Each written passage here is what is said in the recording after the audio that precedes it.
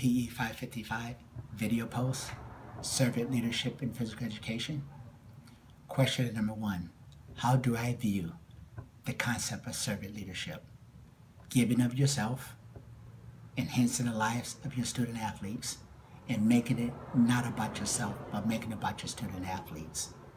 One of the scriptures that is really helpful through me throughout the season and during my practice is, and I relate this to my players, is 1 Corinthians chapter 10, verse 24. Let no one seek his own good, but that of his neighbor.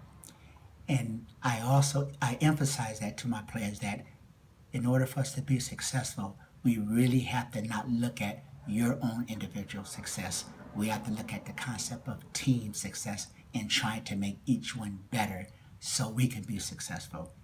Number 2, do you believe it's possible as a head coach to be a servant leader?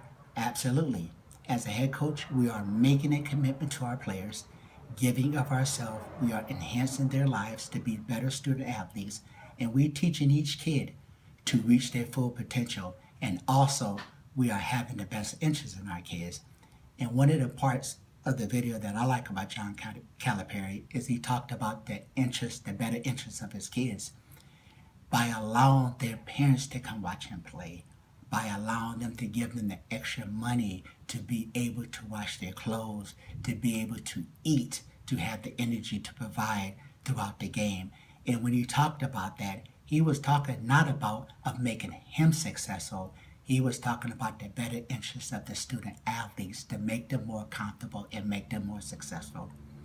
Number 3, what are the practical ways servant leadership plays out in physical education? Some of the practical ways that it plays out in physical education deals with treating people well, building trust, building team unity, and focusing on success of the team and not of the individual. It's not about how successful I am as a coach. It's about the players and it's about the school that they represent. I had a player that showed a great example of a servant leadership. I remember one time I was deciding on who should I play, what would be the best chemistry for my team to be successful, and I kind of relate that to the players. So one day before practice, that young man came up to me and he said, you know what, coach, I really want to win. I really want us to be successful. I know that I am one of your better players, and you know what I would do? I will make that sacrifice to come off the bench so we could be successful. And that young man showed a great example of a servant leadership. And we had a successful season. He went on to get a scholarship and doing great things for his life right now.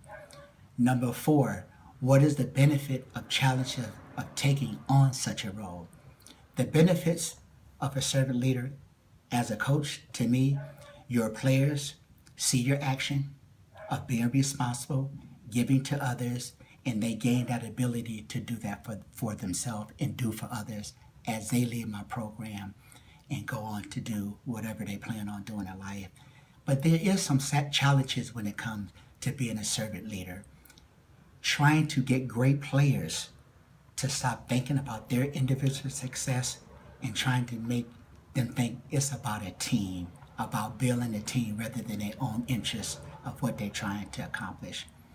And one more challenge is that I feel is when you give up so much of your time to your team, there is some negative impact when it comes to trying to be a servant, trying to be a leader with your team. I do believe that it takes away from your family and your kids. And I think that's a challenge of being a coach and trying to balance being a servant leader.